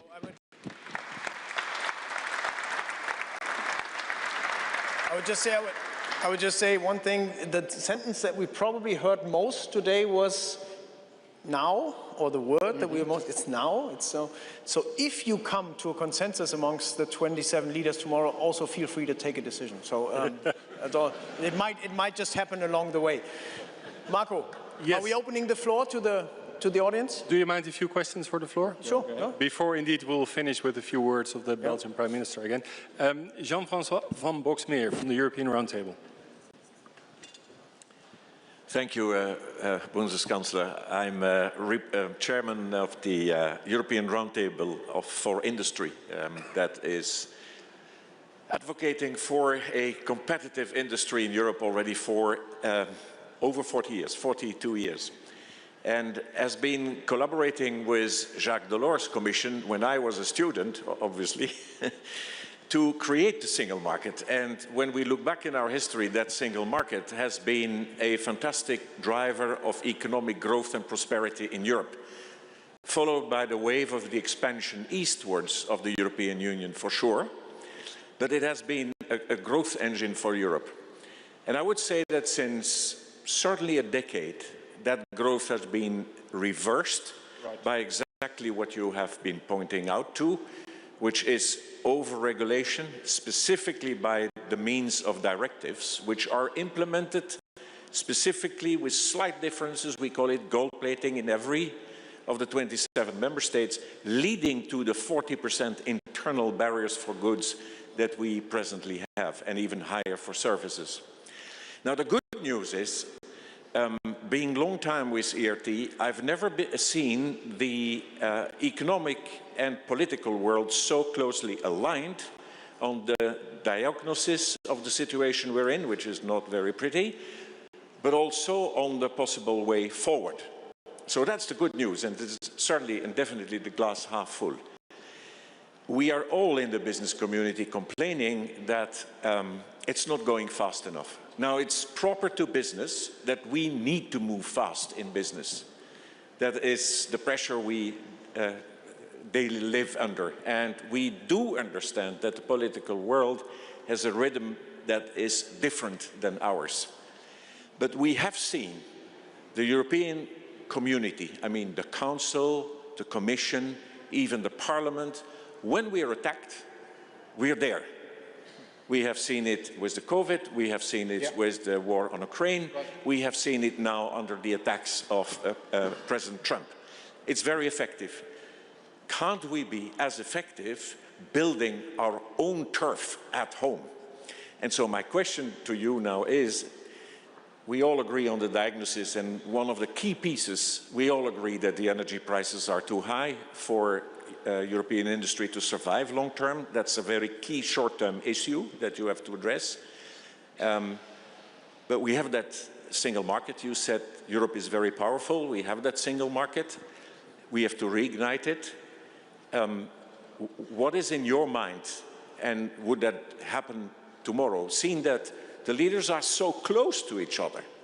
What is the point where you say, and now we have to go to another solution, which is looking for coalition of the willings, which will be smaller in Europe? Is that the solution? But what is in your mind the trigger point? And even a more daring question, what if you don't agree with President Macron? Either Germany and France don't agree. Can you then go for that solution? Or is there another way to stay united and really get the job done? Thank you. Many thanks for this very interesting question and this comment before, because I fully share your view that we achieved a lot. But if you look at the European history, of the European Union, you can always see that we not developed this European Union in a permanent process, step by step, moving forward. The history of the European Union is always a history of attacks, destroyed companies, destroyed countries. This is how the European Union was founded in the 50s, after 2 world wars, and the instrument was steel and coal, but it was never the industry the purpose. The purpose was the political integration. Next step was the European Union itself. Then we had the internal market, and then we had currency union. And we always had good reports. For the internal market, you might remember, this was the report from Jacques Delors, published in 1985, and in place with all the regulation in 1993. So again, we are seeing 2 reports now, from Enrico Letta on the completion of the internal market, and from Mario Draghi on competitiveness of the European Union. So the reason why we are meeting tomorrow is because I wrote a letter to the Council and to the Commission, and 21 heads of government in the European Union followed and signed the letter asking for more deregulation and more competitiveness in Europe. And the outcome is the meeting of tomorrow. So the key question is, do all of us in the political arena, in the Parliament, the Commission, in the Council, really understand the sense of urgency we are faced with?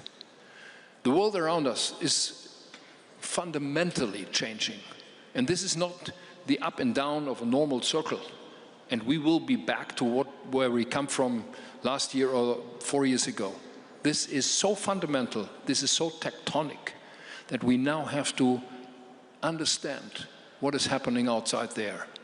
And that's the reason why Bart and myself and others, we are pushing so hard on the EU Commission and on the Parliament to move on and to take priorities now. And my priority is, beyond defense, competitiveness of our industry. If we are lagging behind longer than we did in the past, with our growth rates, with our innovation capacities, with labor markets, we will lose this battle. And we will never catch up again, because the world is changing so fundamentally. So again, this is my feeling of this urgency we are faced with, and I'm trying to convince my colleagues to go this way. We are having a great opportunity ahead of us, but we must not miss it. And since you mentioned also the security of Europe, I think it's fair, and we said this also many times today, to recognize that European industrial strength, and with this economic strength, is the foundation of restoring our ability to defend ourselves. And one famous saying that I really like is, if what you cannot defend, you don't own. So we better shape up our abilities to defend ourselves, and for this we need a strong European industry. Thank you. One last question, because the uniqueness of Antwerp and the Antwerp Summit as well, that we work together with the trade unions, which is a coalition that I think makes this very special. And I'd like to give the floor to Michal Vassiliadis from IGBC for the last question. Thank you, Mr. West. Thank you for your words. So rebalancing the question of the triangle, so-called triangle, between going green, going growth, innovative, and secure jobs is an unbalanced situation. And you have very clear words. And one thing is that Germany, as the driving engine of the industry in Europe, have to have a clear voice, and you have mentioned that. Do you see, looking on the chemical industry, where Germany is the strongest economy, do you see some specific things what you can do also with some partners in Europe to drive this roadmap you have already mentioned a bit faster? Because what we are doing now is we're paying with jobs, and we're paying with decreasing economy. So this is the hardest price paid, and you have also seen in many countries that we're paying also with political support. I see that if we don't change the roadmap, then we will see the right wings take over some of these issues. So that is the reason why I see also a political issue behind all these economic things. Thank you. Yeah, I share your view. We are not just faced with very strong competition from outside the European Union. We are faced within the European Union with political parties which are challenging our democratic system. And look what is happening actually in these days in the UK, what is happening in many other countries in the European Union. Look what might happen with the presidential election in France next year. So this is, for many, sorry to say that in this group, I very much hope that nobody in this room is feeling addressed, but there are many business leaders in Europe who are a little bit amazed by this authoritarian behavior, and seeing that democracies are needing time for taking decisions. So in an authoritarian system, you can take decisions within hours. Most of them are wrong, but you can take them. Democracies need time. But what we have to convince our electorate, our parliaments, our governments, the European Union, we do not have time enough to debate for weeks and months and potentially years what we could do now and how we should react on what we are faced with in the world.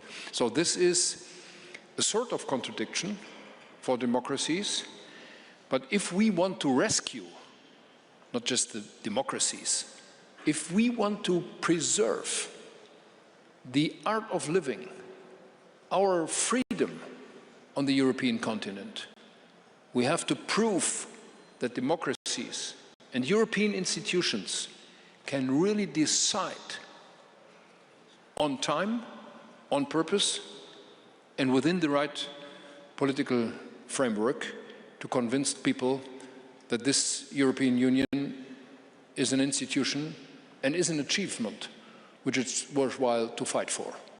And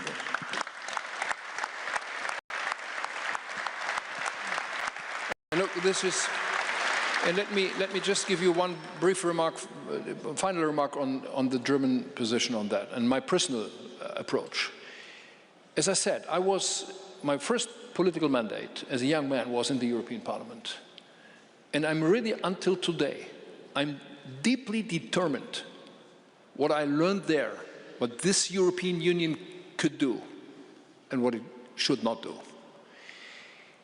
But this achievement for us, the Germans, is the biggest achievement in our history, to be back with those countries and people in the world who are fighting for democracy, for freedom and for peace.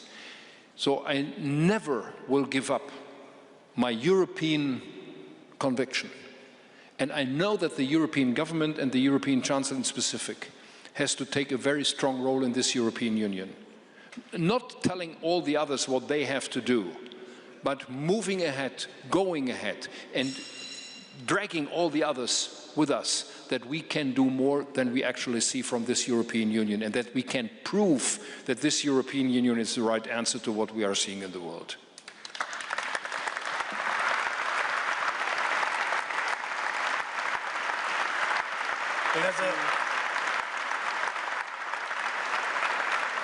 As a last piece of acknowledgement, since you were not here this morning, we have in the back, we have invited also 30 young workers from European chemical sites, and I'm sure many of them have taken a lot of confidence into their future prosperity from what you have just said, because it's this conviction that Europe can be the solution to our future is, I think, the foundation of everything. So just wanted to mention this. This was, I think, a nice gesture. I met with them this morning, and they are asking exactly what is the future of Europe, and you just gave a very compelling answer. Marco. Thank you both. If I could ask you to stay on stage, I would like to welcome back the Prime Minister of Belgium, Bart de Wever, for a closing speech. Thank you.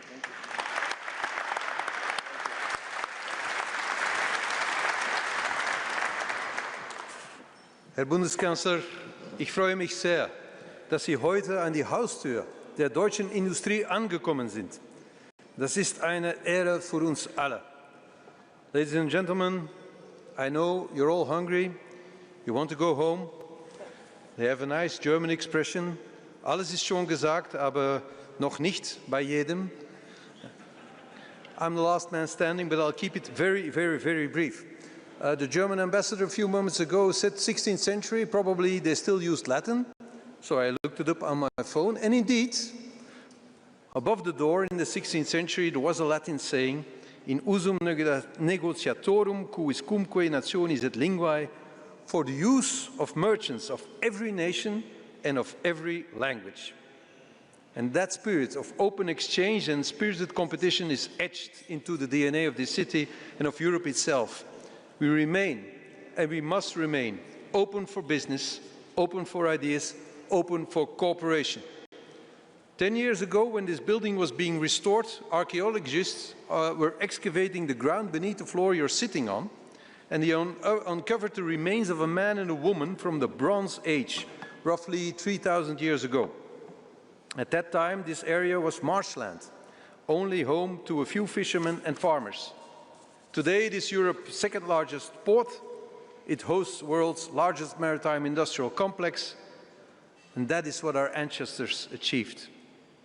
That is progress, that is the power of industry, and that is why we are here today, to reaffirm Europe's commitment to its industrial future. I don't have to explain to you that we're under pressure. You told us the pressure we are under. So now it's up to us to make choices. Will this become our downfall, or will we use this crisis to serve the common good?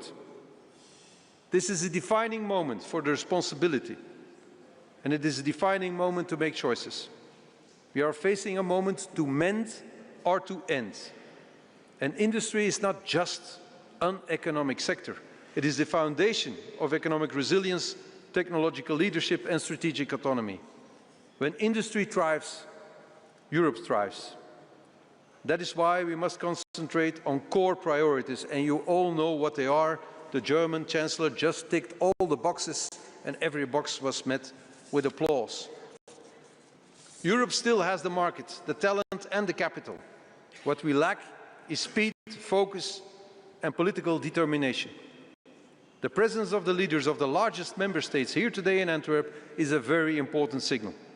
A strategic course correction has to come on the table. Tomorrow, in Aldenbiesen, strengthened by the insights and commitments of everybody in this room, we will have to show that Europe's model has a future, that we can strengthen competitiveness, that we can rebuild industrial strength, and that we can harness innovation for a shared prosperity. You know, Friedrich, the Aldenbiesen site was founded by der Deutschen Orden, by the German order. So it's the ideal place to repeat exactly what you said here. And I will support you 100%. And I know that many other leaders will do so as well. Because if we want Europe to matter in the world, our industry must matter first. It's up to us. Let's bring back confidence and hope to our continent. Long live Europe. Thank you.